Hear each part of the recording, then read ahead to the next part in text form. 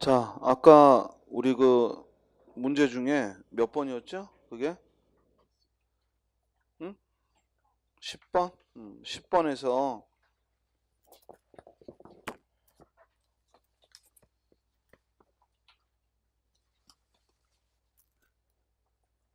10번 문제에서 거기 글게 있잖아, 글게. 이게 아까 이 글게는 전미사가 왔는데도 리을로 발음되는 예외예요. 그래서 극게가 아니고 글게야. 원래 리을 기억의 어간은 뒤에 어미, 기억으로 시작하는 어미가 올 때, 즉 어미가 올 때 리을로 발음되는데 이건 전미사임에도 불구하고 개라는 명사형 전미사임에도 불구하고 리을로 발음되는 예외입니다. 그래서 아까 발음을 극개라고 잘못 알려준 것 같아서 글개, 발음이 글개고 대신 이 경우에는 원래 어미가 와야 이 어간 뒤에 어미가 기억으로 시작하는 어미가 와야 리을로 발음되는데 이 경우에 글개는 예외입니다. 예외적인 발음으로 전미사 개가 왔는데도 발음이 리을로 되는 예외적인 단어다 하고 기억하시고요. 자, 그러면 이제 19번을 보겠습니다. 이 품사론인데요. 다음 중 품사가 같은 것은 했는데 아래에 모두 이 미음이 붙었죠. 그러면 우리말에 이 미음이나 기가 왔을 때 이게 두 가지가 있죠. 두 가지가. 하나는 명사형 어미가 있고 또 하나는 명사와 전미사가 있어요.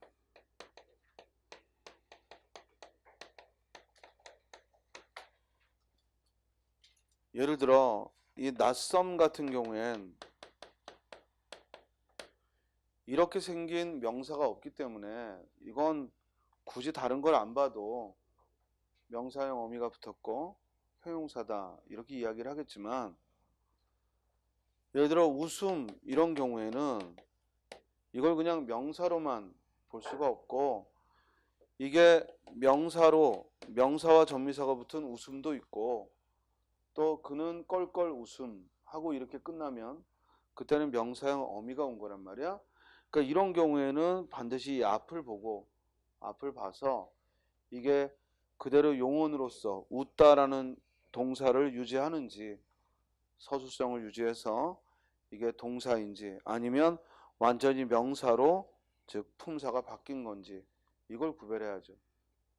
그러나 이 낯섦 같은 건 아예 이런 명사가 없으니까 저건 굳이 앞을 보고 판단할 필요가 없었고 그래서 우리가 기출문제에서 뭐 보기, 웃음, 또 뭐 먹이, 그 다음 낯섦 나왔을 때 굳이 예문이 없어도 낯섦은 즉 명사형 어미가 온 것이라 나머지와 다르니까 찾는 이런 문제도 풀었던 적이 있죠.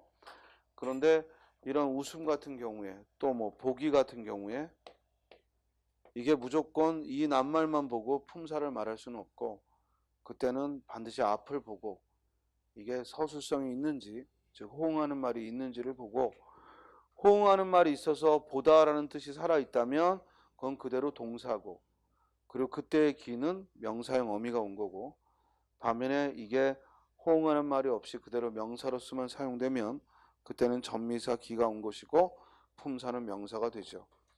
자, 첫 번째 예문을 보면 그는 멋쩍게 웃음으로써 라고 했잖아요. 앞에 멋쩍게라는 부사가 왔잖아. 멋쩍게라는 부사어가 왔으니까 부사어는 용언을 꾸미죠. 그러므로 이때의 웃음은 동사죠. 이해됐어요? 또 그 아래 그 가수는 현란한 춤을 추며 노래를 불렀다 했으니까 이번에는 앞에 현란한하고 관용어가 왔죠. 현란한하고 관용어가 왔으니까 관용어는 뭘 수식해? 체언을 수식하니까 이때의 춤은 명사죠. 또 오늘따라 학생들의 걸음이 가벼워 보였다. 이때 걸음은 앞에 학생들의 하고 관용어가 왔으니까 이때 걸음은 명사죠. 관용의 수식을 받는 건 체언이니까. 반면에 그 밑에 자기소개서에 만화를 잘 그림이라고 썼다. 이때 그림은 앞에 만화를 하고 목적어도 있고 또 잘하는 부사어도 있으니까 이때 그림은 그리다라는 동사죠. 이해됐어요? 그러므로 가와 라가 같은 동사고 그리고 나와 다가 같은 명사죠. 정답은 3번. 이해했어요? 이 명사형 어미는 명사처럼 쓰는 거지 품사는 그대로 동사나 형용사다라는 거 잊지 말고, 반면에 전미사가 왔을 때에는 아예 품사가 명사로 바뀐다 하는 것도 주의하기 바랍니다. 매우 중요한 문제입니다. 여러 차례 출제가 되고 있고, 따라서 19번의 정답은 3번. 20번 보기를 참고했을 때 조사의 사용이 바른 것. 일단 조사에 대한 문법적 사실을 우리가 알고 있으니까 곧바로 선택지를 보고 조사의 쓰임이 잘못된 걸 찾으면 되죠. 아니, 바르게 사용된 걸 찾으면 되죠. 자, 조사에 어떤 조사를 쓰는가는 뭐가 정한다고요? 서술어가. 비록 조사가 체언 뒤에 붙지만 주로 그 붙어있는 단어 때문에 결정되는 게 아니라 그 붙어있는 단어 때문에 결정되는 건 뭐 유정명사에 에게를 쓰고 무정명사에 에를 쓰고 또는 의미상 수단이면 로서를 쓰고 자격이면 로서를 쓰고 이 정도가 그 앞에 있는 말에 의해 결정되는 거고, 그 외에는 모두 여기에 을을 쓸지 가를 쓸지 에를 쓸지 로를 쓸지 그건 서술어가 정하는 겁니다. 자, 1번 옛날에 적에 마음씨가 착한 총각은 있었습니다. 자, 보조사 은은 그 용법이 주제어를 드러내거나 아니면 차이를 드러내거나 아니면 강조를 할 때 씁니다. 그런데 이렇게 문장 맨 앞에 어떤 사람이 있었다라고 소개할 때에는 이 주제어도 아니고 아직 차이를 드러낼 수도 없고, 그러므로 주격조사 가를 써야죠. 그래서 이를 써야죠. 총각이 있었습니다 하고 주격조사 이를 써야죠. 이해됐어요?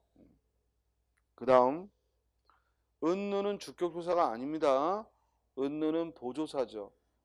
그러니까 보조사 은느는 주어가 아니어도 얼마든지 붙을 수 있는데, 문제는 은느니 주로 주어 주격조사를 대신해서 많이 쓰이다 보니까 이게 꼭 주격조사처럼 오해를 하는데, 일단 은느는 보조사고, 그리고 그 보조사를 쓸 때에는 보조사는 의미를 첨가하니까 이 주격조사 대신에 은느를 쓴다면 그건 그 단어가 그 문장의 핵심어라는 주제어일 때 쓰거나 아니면 다른 것과 대조할 때 쓰거나 아니면 강조할 때 쓴다고요. 그런데 이 경우에는 그냥 옛날에 총각이 있었다 이 얘기니까 주격조사 이를 그대로 쓴다. 2번 그는 선생님에게 틈틈이 글쓰기를 배웠다라고 했는데, 이때 배우다는 무엇을 배우다, 즉 목적어를 취하고 그리고 누구에게서 배우냐는 거죠. 따라서 선생님에게 배우는 게 아니라 선생님에게서 또는 선생님으로부터 배우는 거죠. 따라서 선생님에게서 하고 써야지 에게라고 쓸 수는 없죠. 3번 정부는 독도 문제를 일본에게 항의하다. 항의하다는 분명히 부사어 누구에게 항의하는지 무엇에 항의하는지를 써야 되는데, 이게 체언이 유정명사면, 유정명사가 뭐예요?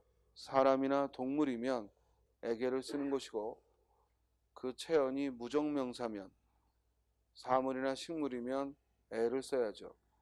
여기서 일본은 단체의 이름이 이름이니까 무정명사이므로 일본에게가 아니라 뭐야? 일본에.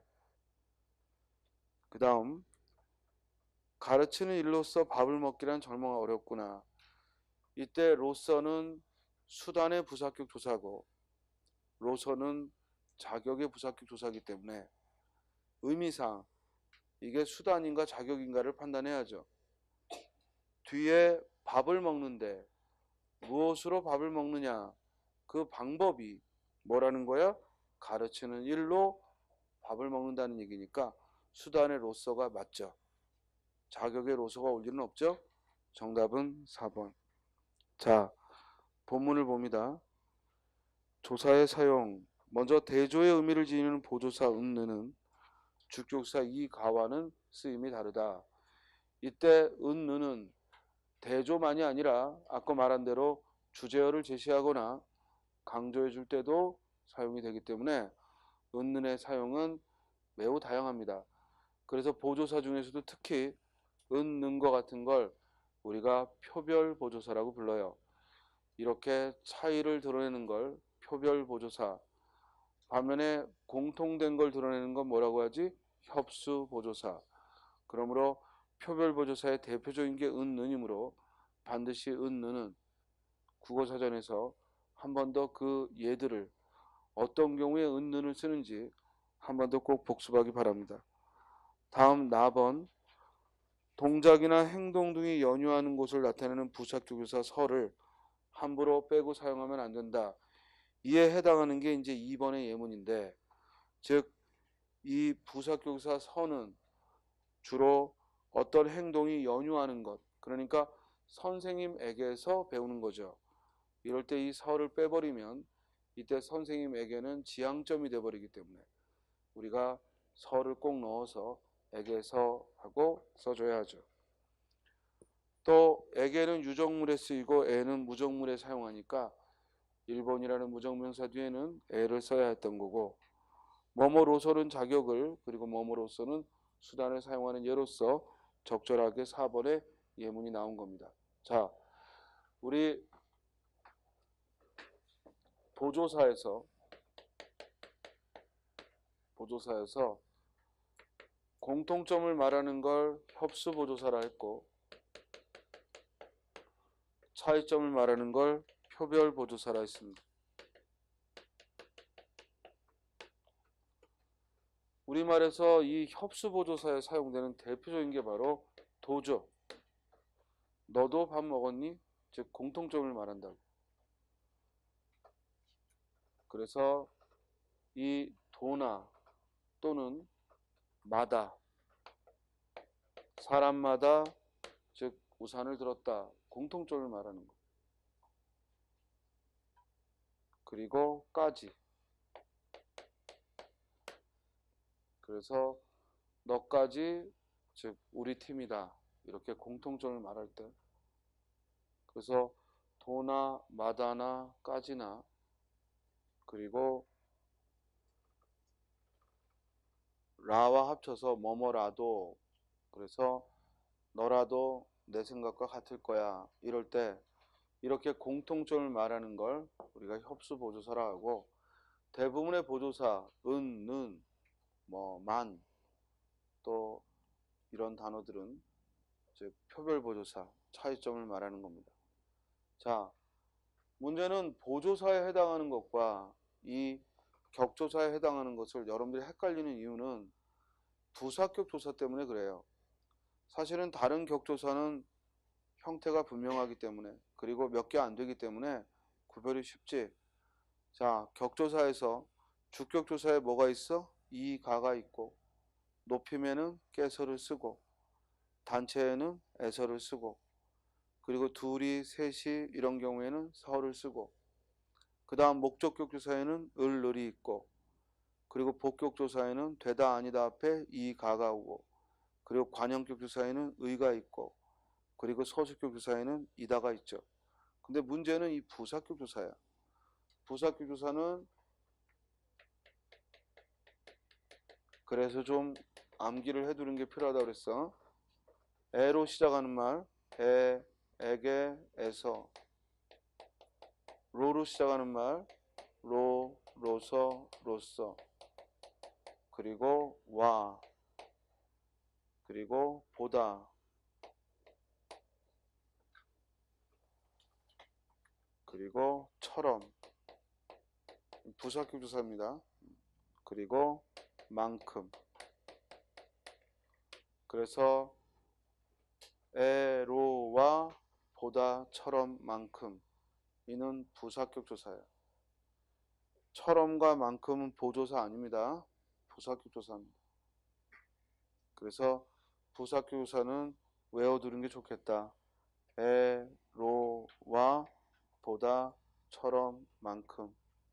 자, 이 격조사에서 한 번쯤 출제가 돼서 우리가 시험에서 신경을 써야 했던 건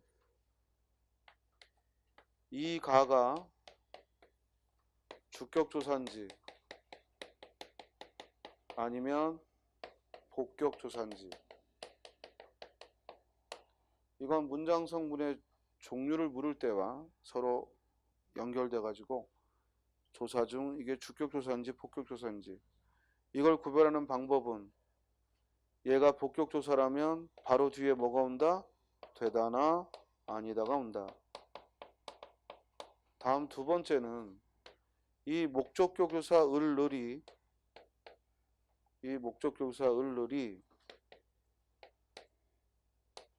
목적어일 때, 목적격 조사일 때 표시하는 게 대부분인데 얘가 보조사로 쓰일 때가 있다.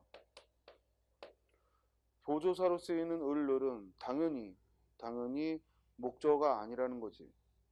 그러니까 목적어가 아닌데 을이 붙었다는 건 강조해주기 위한 보조사다.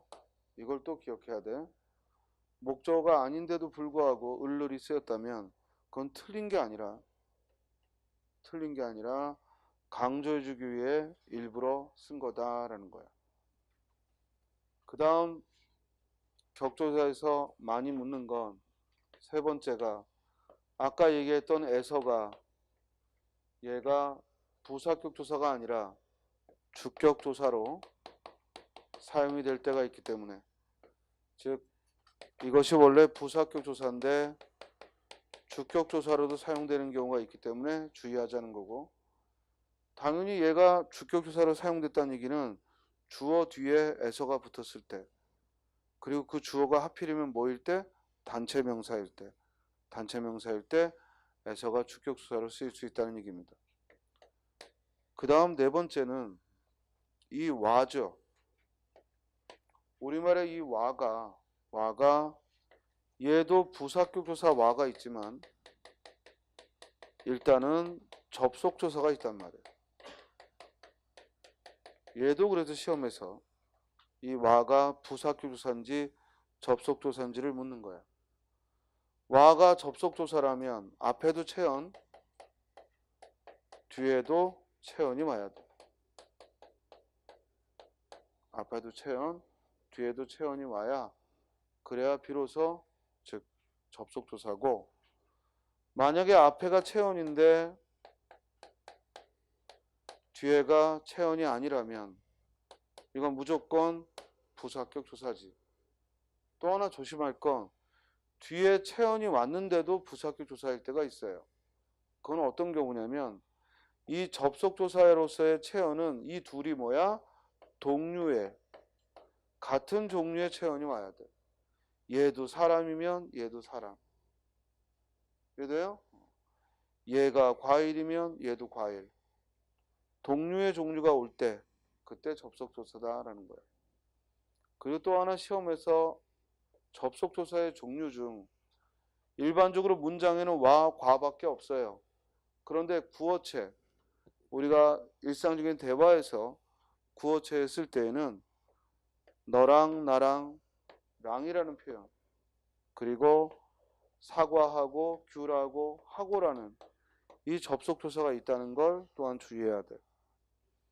아예 동사 하다하고는 상관없이, 즉 체언 뒤에 하고가 조사로서 너하고 나하고 조사로서 접속 조사가 있다 하는 거 조심하자라는 얘기예요. 그리고 시험에 많이 나오는 건 이거죠. 로서와 로서의 구별. 로서와 로서의 구별. 그래서 자격에는 로서를, 그리고 수단에는 로서를. 그 다음은 이 동음이어 보다죠. 이 보다가 조사가 아니라, 비교부사격 조사 보다가 아니라 동사 보다, 그리고 부사 보다가 있죠. 철수는 보다 더 열심히 공부했다. 이럴 때 보다는 부사고, 또 밖으로 나가보았다 할 때는 보조 동사, 즉 동사고, 반면에 영희는 철수보다 수학을 잘해. 그럴 때 보다는 비교 부사격 조사고. 그래서 똑같은 보다라는 형태를 가진 세 가지 단어가 있기 때문에 역시 그걸 주의를 해야겠습니다. 자, 그리고 끝으로는 이제 격조사냐 보조사냐라는 걸 구별을 할 때, 방금 얘기한 이런 격조사에 속하지 않은 건 모두 보조사인데, 그래도 대표적인 보조사 몇 개는 암기를 해두자 했고, 보조사 뭐 있어? 은, 는, 도, 만, 부터, 조차, 까지, 마저, 요.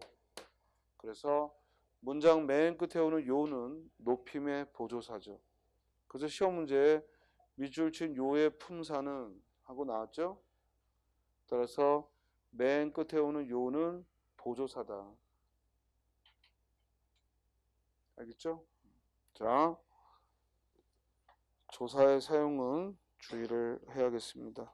다음 21번은 이제 용언에 관한 질문인데, 우리가 용언이란 동사와 형용사를 가리키고, 왜 이 조사와 용언에 대해서 꼭 이런 단원별 문제를 풀 때 쌤이 빠뜨리지 않고 다루느냐 하면, 결국 이 형태론에서 핵심은 조사를 얼마나 아느냐와 용언의 어감과 어미를 얼마나 아느냐거든.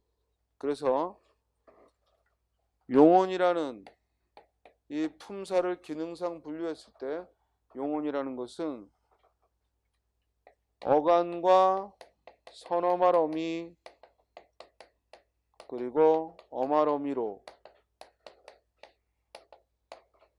여기서 선어말 어미는 들어갈 수도 있고 안 들어갈 수도 있고, 결국 어간과 어미로 이루어진 것만을 용언이라고 하는 거예요. 그리고 어간 어미라는 구별은 용언에서만 하는 겁니다. 이걸 먼저 분명히 해야 돼.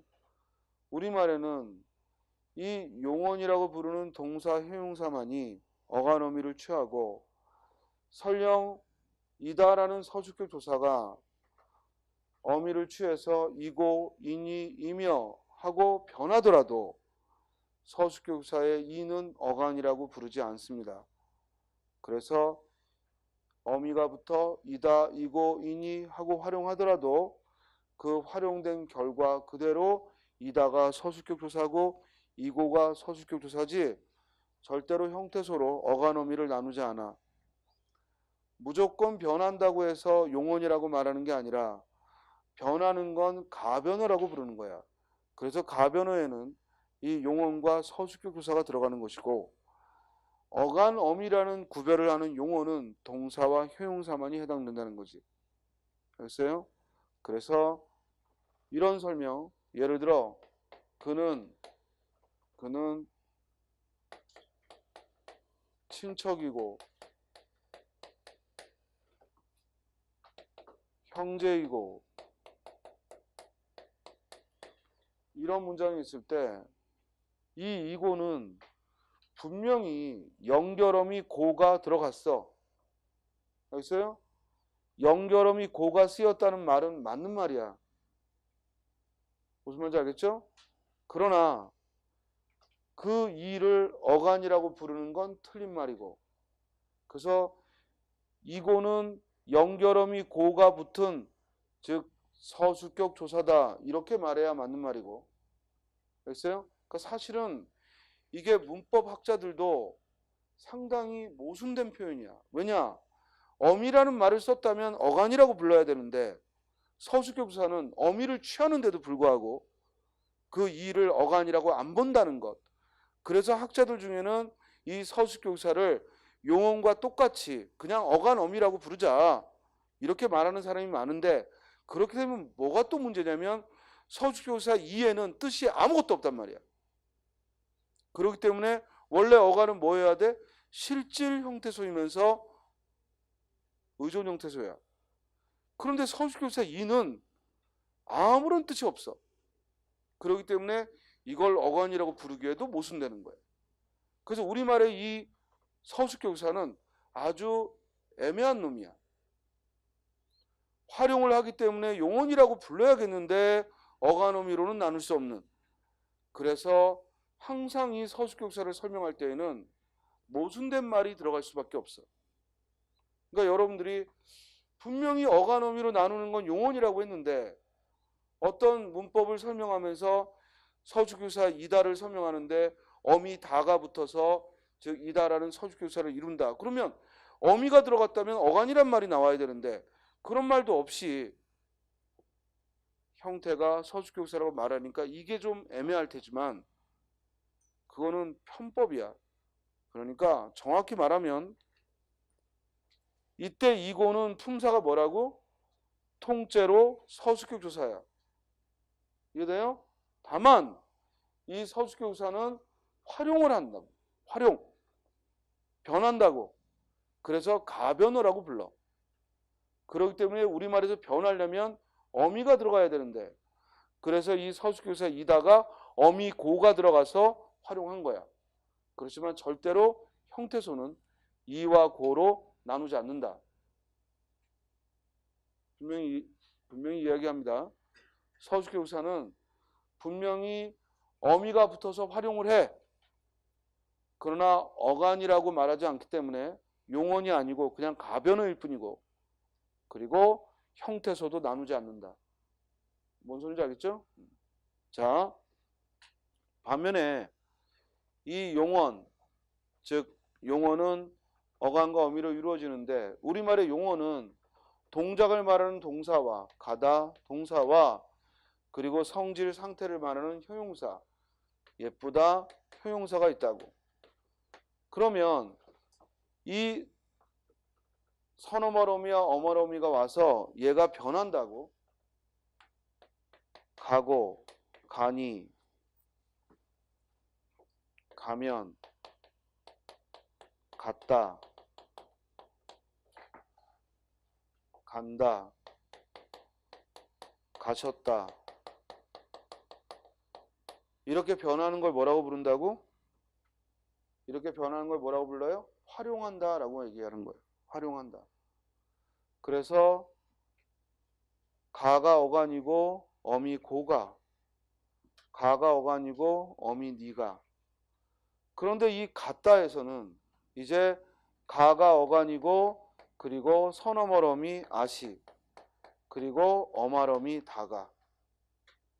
그러니까 여기 있는 면, 니, 고는 전부 어마러미지. 그렇죠? 그리고 이 경우에는 이제 선어머러미가 더 들어간 거지. 그럼 이 간다도 어간은 뭐야? 가야. 그리고 니은은 분명히 현재 시제라는 문법적 역할을 하므로 선어머러미고, 절대 니은다라는 하나의 어미가 아니라 니은이라는 현재 시제 선어머러미와 그리고 다라는 어마러미가 온 거야. 형태소를 나눌 때에도 반드시 이렇게 셋으로 구별을 해야죠. 이 경우에는 가라는 말에 시라는 선어말어미와 어시라는 선어말어미가 함께 온 거야. 그래서 우리말의 선어말어미는 이렇게 높임을 나타내거나 시제를 말해준다라는 거지. 그러니까 이 경우에는 선어말어미가 두 개나 들어가 있고, 그리고 어말어미가 하나가 들어가 있는 거지. 자, 이렇게 활용을 하는데, 문제는 이와 같이 어떤 형태가 만들어졌을 때 형태소를 이렇게 분석하려면 제일 중요한 게 어간이 뭔지를 찾아야 돼. 그래서 항상 어간은 이 간다에서 이걸 어간으로 보면 안 되고 가와 니은과 다로 구별을 해야 되는데, 어떤 것이 활용했을 때 어간을 찾아내는 건 국어사전에서 동사를 찾을 때 그 기본형을 찾게 되고 그 기본형은 무조건 다로 끝나야 돼. 그리고 어떤 선어말어미도 들어가면 안 돼. 이해됐어요? 그래서 가다에서 앞에 있는 이 가가 뭐가 되는 거야? 어간이 되는 거지. 그러면 이 예쁘다에서는 어간이 뭐가 되는 거야? 예쁘까지가 되는 거야. 이 다를 뺀 나머지가 어간이 되는 것이고 절대 선어말 어미는 기본형에 안 들어간다고. 이해됐어요? 그러면 먹었다에서 어간은 먹이고, 그죠? 선어말 어미 어시고 어말 어미 다. 이건 다 찾아. 근데 문제는 밥을 먹였다 이랬을 때, 그죠? 이 먹였다는 저 어간이 먹이 아니라는 얘기야. 무슨 말이냐? 이 먹였다는 먹다라는 말에 전미사 이가 와서 먹이다라는 새로운 말을 만든 거야. 그러니까 먹였다는 국어사전에서 먹다를 찾으면 안 나오지. 즉 이렇게 전미사가 붙어서 즉 단어를 만들면 우리가 파생어라고 하는데 이 파생어는 이 원래의 말보다 이 원래의 말과 아무 상관없는 거야. 얘가 엄마라면 얘는 자식이야. 닮기는 아주 많이 닮았지. 그리고 이 안에는 엄마의 자식이니까 그 성질도 들어있어. 그러나 별개야. 무슨 말인지 알겠어요? 여러분들이 제일 많이 헷갈리는 게 이렇게 만들어진 파생어를 자꾸만 원래의 어근인 이 먹다에 같은 말로 오해한다는 거예요. 그냥 새로운 말이 만들어진 거야. 영어라면 마더 해놓고 뭐 뒤에 자식이라고 써놓으면 형태가 다르니까 별개의 말이라는 걸 알겠는데 우리말에서도 엄마와 자식 이렇게 써놓으면 별개의 말이라는 걸 알겠는데 이게 이렇게 전미사가 붙어서 만들어내면 이게 별개의 말이라는 생각이 여러분들이 없는 것 같더라고. 이거 완전 별개의 말인 거야. 무슨 말인지 알겠어요? 다만 어디에 뿌리를 둔 거야? 먹다에. 그래서 이 먹이다에서 간이 뭐냐 그러면 먹이라고 말하면 안 되지. 뭐예요? 먹이까지가 어간이고 어미는 뭐야? 다야. 이해돼요? 그리고 이 먹이다를 가지고 이것의 뿌리가 뭐냐? 그 뿌리를 뭐라고 불러? 어근. 어근이 뭐냐? 그러면 그때 뭐야? 먹다라고 하는 거야. 그리고 그 뿌리가 먹이니까 거기에 전미사 뭐가 온 거야? 이가. 그래서 이건 두 번째 분석을 하는 거지. 이해됐어요? 그러면 이 먹였다를 가지고 이 먹였다에 간은 뭐냐? 그럼 뭐라고 대답하는 거야? 먹이라고 대답하는 거야. 먹이와 엇과 다가 만난 거지.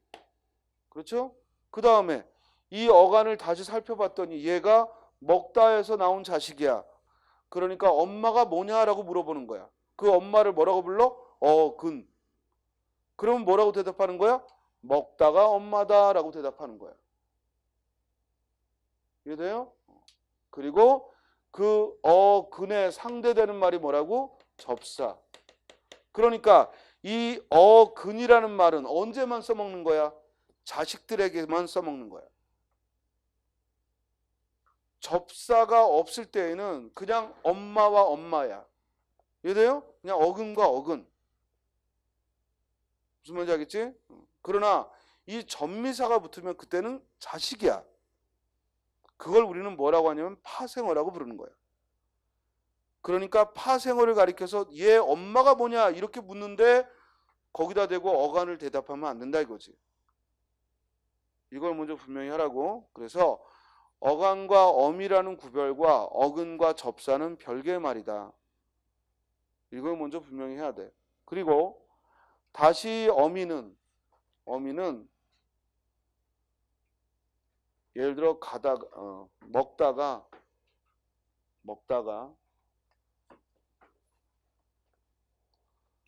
먹는다, 먹었다, 먹고, 먹어, 먹으니 이렇게 바뀌면 이건 먹다라는 이 기본형에서 자식을 이렇게 낳은 게 아니라 뭐 한 거야? 옷을 갈아입은 거야. 옷을. 똑같은 사람이 옷만 갈아입은 거라고. 무슨 말인지 알겠어요? 그런데 여기에 먹이다 이러면 이때는 옷을 갈아입은 게 아니라 뭐 한 거라고? 자식을 낳은 거라고. 그러니까 이 단어는 얘네들하고는 다른 단어가 되는 거지. 이해했어요? 그러면 이렇게 옷을 갈아입었을 때 맨몸을 뭐라고 하냐면 어간이라고 부르는 거예요. 그리고 그 옷을 뭐라고 불러? 어미라고 부르는데 그 어미에는 선어말 어미와 어말 어미가 있다 이 말이지.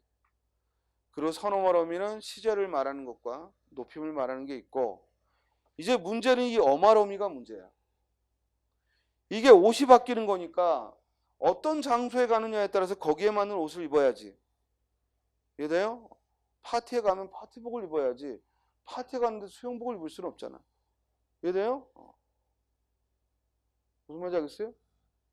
오늘 무슨 주한영 나이트를 갔는데 여러분들 이러고 갈 거야?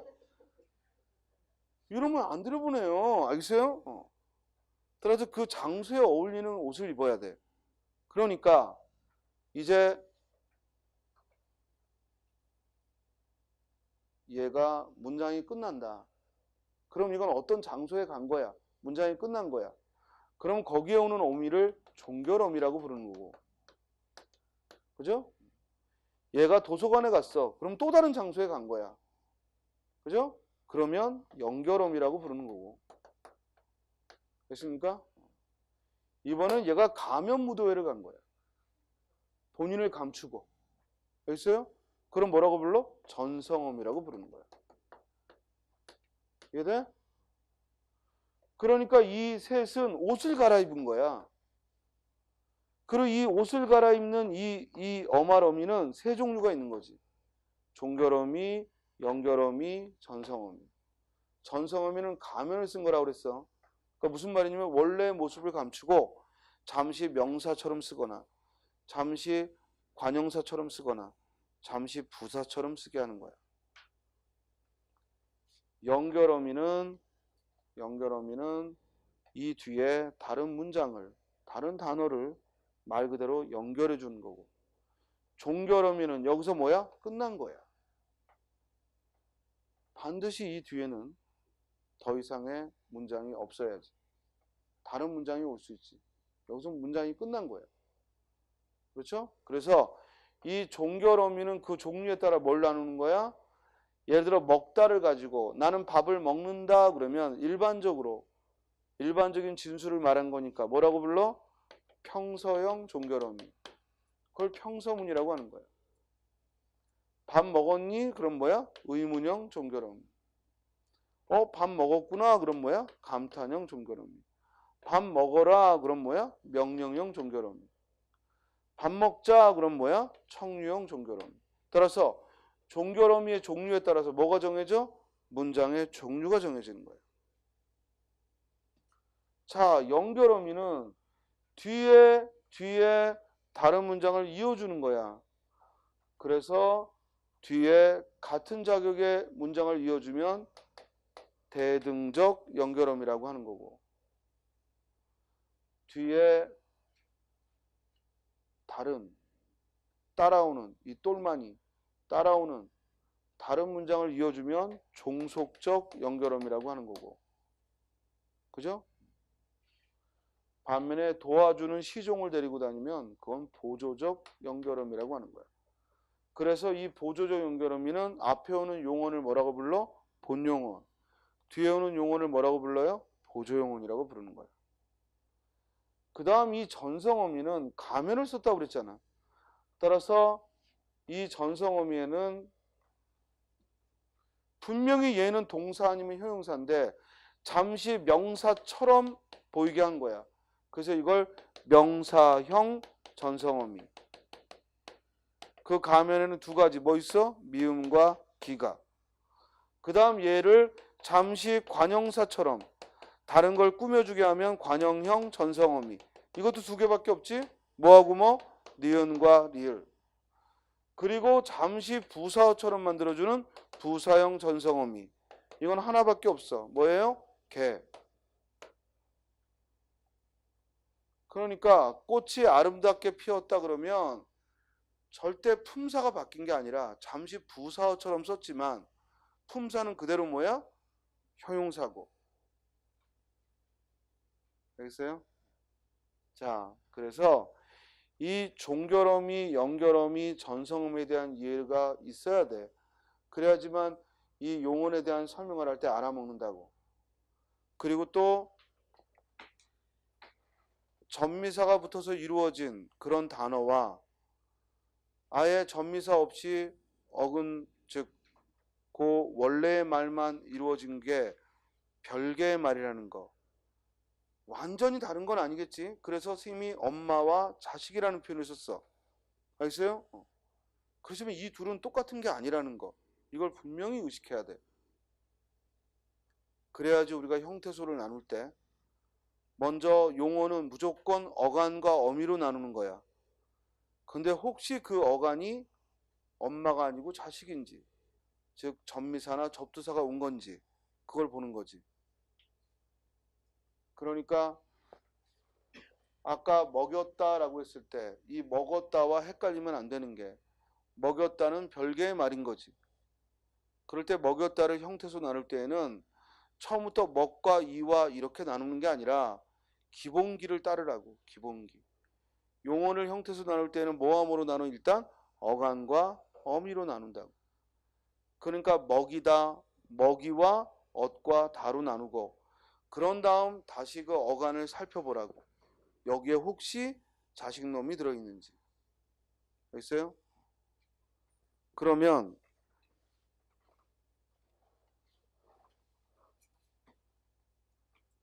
철수는 영희한테 휘둘렸다.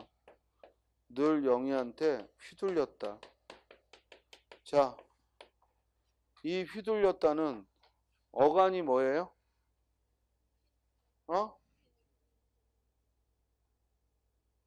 어간이 뭐예요?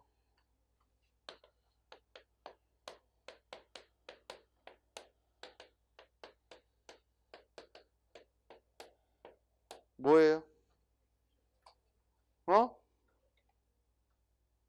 아래 거예요.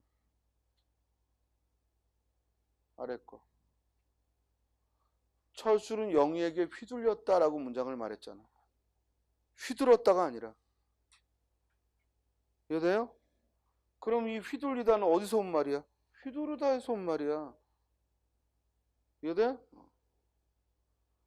따라서 얘를 어간과 어미로 나누면 휘둘리, 그 다음 뭐예요?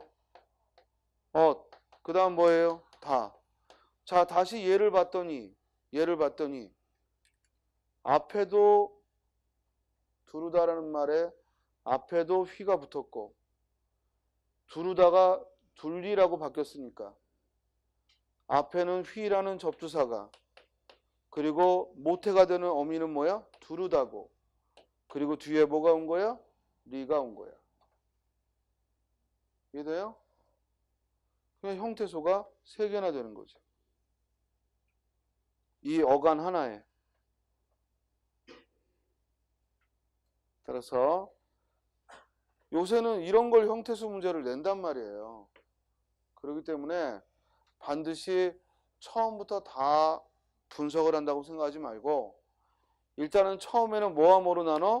어간과 선어말어미, 어말어미로만 나눠.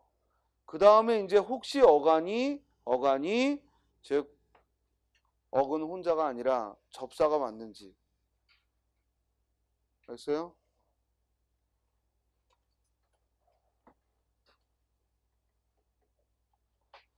이런 합성어도 마찬가지야. 굶주렸다 이러면 그죠? 굶주렸다 하면 일단은 이것저것 생각하지 말고 어간과 어미로 나누라고. 그럼 어간이 뭐야? 굶주리야. 어미는 억과 다고. 먼저 이렇게 나눈 다음에 그 다음 다시 이 두 단어를 보면 굶다라는 말과 줄이다라는 말이 만난 거지. 그럼 다시 이걸 뭐야? 굶과 줄이로 구별하는 거지. 됐어요? 그럼 이렇게 해서 이루어진 말은 뭐예요? 합성어예요. 어근과 어근이 만난 거. 이건 뭐야? 부부야, 부부. 자식을 낳은 게 아니라 부부라고. 아무리 부부라도 이건 별개잖아. 이해되나? 그러므로 굶과 줄이다를 구별을 해야죠. 됐어요? 이때 줄이다는 배가 고픈 줄이다니까 뭘 줄이다 그 줄이다가 아니니까 더 쪼갤 수 없지. 자, 지금 뭐 얘기한 거냐면 용언이 나왔을 때에는 먼저 여러분들은 항상 용언은 어간과 어미로 이루어졌다는 거. 그리고 어간을 찾기가 곤란하면 기본형을 떠올리라는 거. 그리고 어간을 찾았더라도 그 안에 혹시라도 접사가 들어있거나 아니면 어근과 어근이 만난 건지 이걸 늘 생각하면서 접근을 해야겠다는 거. 그리고 또 하나 어미는 활용하는 말을 어미라고 하는데 그 활용하는 어미는 종류가 크게 두 가지.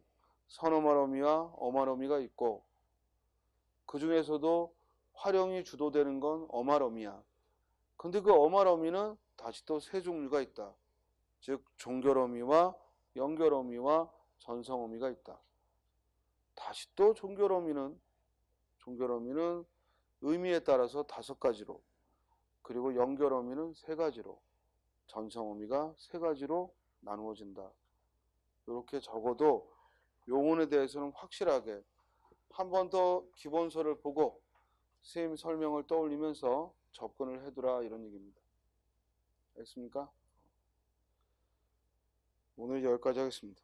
그래서 다음 시간에 21번부터 설명을 하고요.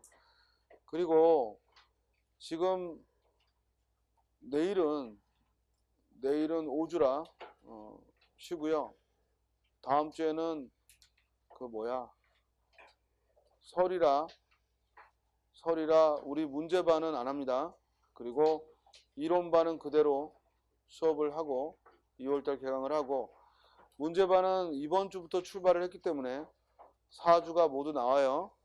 안 나오면 당연히 보강을 했어야 되는데 2월달에 3주가 있더라도 이번 주부터 시작하기 때문에 4주 그렇게 진행을 하겠습니다. 알겠죠? 예. 가서 좀 복습 좀 하시고 그리고 시험이 내일 모레 얼마 안 남았다고 해서 내가 기본기가 안 돼 있는 상태에서 계속 연습만 한다고 해서 되는 건 아니고 연습과 기본기는 함께 가야 돼요. 그러니까 특히 문법의 아주 기본적인 용어들이 요새는 문제가 약간씩 변형을 준단 말이야. 그럴 때 기본기가 돼 있는 사람은 살짝 변화를 줘도 흔들림이 없는데 기본적인 이해가 없이 그냥 겉으로 보여진 것만 외우는 사람들은 조금만 말을 바꾸고 조금만 표현을 바꾸면 어찌할 줄 모르고 별개의 문제라고 오해한다고. 그러니까 기본적인 용어를 탄탄히 하는 시간을 좀 이 설 연휴 때 한 번 더 문법 용어들을 쭉 살펴보는 우리가 수업에서는 3주가 걸리는 내용이지만 혼자 복습하면 추석 그 명절 기간 동안에 한 1시간씩만 투자를 해도 충분히 문법을 모두 돌아볼 거야. 그래서 문법 용어들 그러니까 이걸 복습할 때는 기본서 딱 펴놓고 그 제목만 보라고. 중간중간에 제목만 보면서 여러분들이 설명할 수 있는지 예를 들어 의문의 종류하면 의문의 종류 뭐지? 하고 설명할 수 있는지 알겠어요? 거기 있는 설명을 따라 읽으려고 하지 말고 그냥 제목만 타이틀만 보면서 그걸 말할 수 있는지를 연습하라고. 활용 이러고 나오면 활용이 뭔지를 말할 수 있는지 불규칙 활용 그러면 불규칙 활용이 뭐를 말하는지 자기 입으로 말할 수 있는지를. 그리고 더 좋은 방법은 예를 들 수 있으면 된다 이거예요. 무슨 말인지 알겠어요? 그래서 예를 들어서 표현할 수 있는지 이런 연습들을 꼭 하기 바랍니다. 네, 오늘 여기까지 하죠. 예, 수고하셨습니다.